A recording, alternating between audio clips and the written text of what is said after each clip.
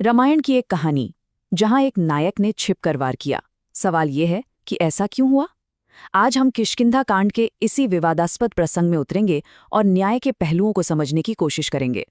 तो कहानी का सबसे ड्रामेटिक मोमेंट सोचिए, महाशक्तिशाली राजा बाली एक छिपे हुए तीर से जमीन पर आ गिरते हैं। और वो तीर चलाया किसने? कहानी के नायक राम ने। अब राम ने ऐसा क्यों किया, ये समझने के लिए हमें कहानी में थोड़ा पीछे जाना होगा। उस संघर्ष को देखना होगा जो इस घटना की जड़ में है। ये एक ऐसी कहानी है जिसमें दोस्ती है, दुश्मनी है और सबसे बढ़कर धर्म का एक बड़ा सवाल है। और ये जो आमना सामना है ना, ये सिर्फ एक लड़ाई का अंत नहीं है। असल में यहीं से न्याय, कर्तव्य और कानून पर एक बहुत गहरी बहस शुरू होती है। मरते हुए बाली और राम के बीच जो बातचीत होती है, वही इस पूरी कहानी का दिल है, उसका केंद्र है।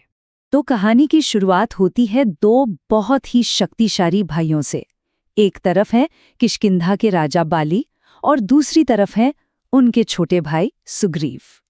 तो हुआ ये कि एक गलत फहमी ने सब कुछ बिगाड़ दिया। बाली एक राक्षस का पीछा करते हुए एक गुफा में गए और सुग्रीव से कहा कि बाहर इंतजार करना। कुछ देर बाद गुफा से खून बहता दिखा और सुग्रीव डर गया। उसे लगा कि उसका भाई मारा गया है और उसने गुफा का मुंह एक बड़े पत्थर से बंद कर दिया। पर असल में बाली जिंदा था और जब वो बाहर निकला तो उसे लगा कि उसके अपने भाई ने उसे धोखा दिया है, उसे मारने की साजिश की है। देखिए, सुग्रीव की तो एक भूल थी जो उसने डर में की, लेकिन बाली ने जो किया वो गुस्से में किया गया एक पाप था। उसने सिर्फ सुग्रीव को राज्य से ही नहीं निकाला, बल्कि उसकी पत्नी रूमा को भी जबरदस्ती रख लिया। और ये धर्म के हिसाब से एक बहुत बड़ा अपराध था, एक अक्षम्य अपराध।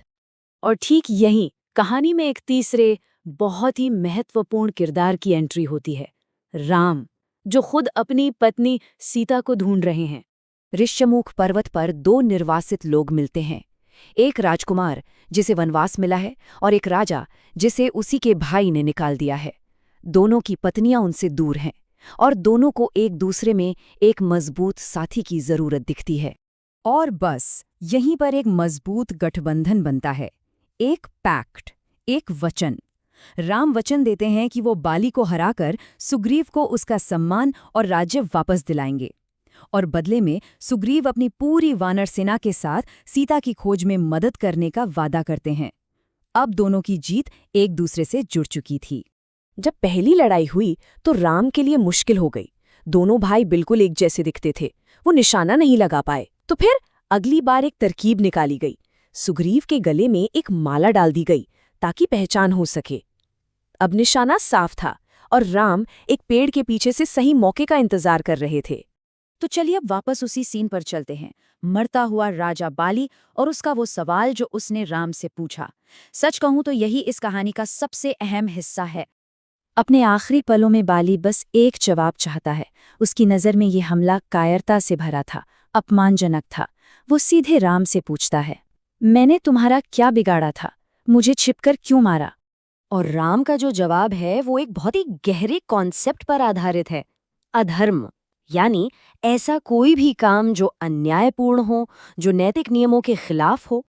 राम कहते हैं कि ये कोई छिपकर किया गया हमला नहीं था, ये एक राजा का न्याय था। वो तीन बातें सामने रखते हैं। पहली, कि बाली ने अपनी छोटे भाई की पत्नी को अपनी पत्नी बनाकर अधर्म किया। दूसरी, एक राजा होने के नाते उनका ये कर्तव्य है कि जहां भी अधर्म हो उसे सजा दें। और तीसरी बात, कि ऐसे पापी दुश्मन को हराने के लिए कोई भी तरीका अपनाना गलत नहीं है। राम की ये दलीलें सुनकर बाली को सब समझ आ जाता है। उसे शांति मिलती है। वो अपनी गलती मान लेता है, अपनी सजा को स्वीकार करता है और अपने आखिरी पलों में अपने बेटे अंगद की जिम्मेदारी भी राम को सौंप देता है। तो बाली की मृत्यु हो जाती है, वचन पूरा होता है और कहानी आगे बढ़ जाती है।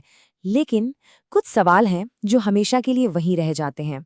सुग्रीव को किष्किंधा का राजपाट वापस मिल गया, अंगद को युवराज बना दिया गया और सीता की खोज का बड़ा काम शुरू हो गया।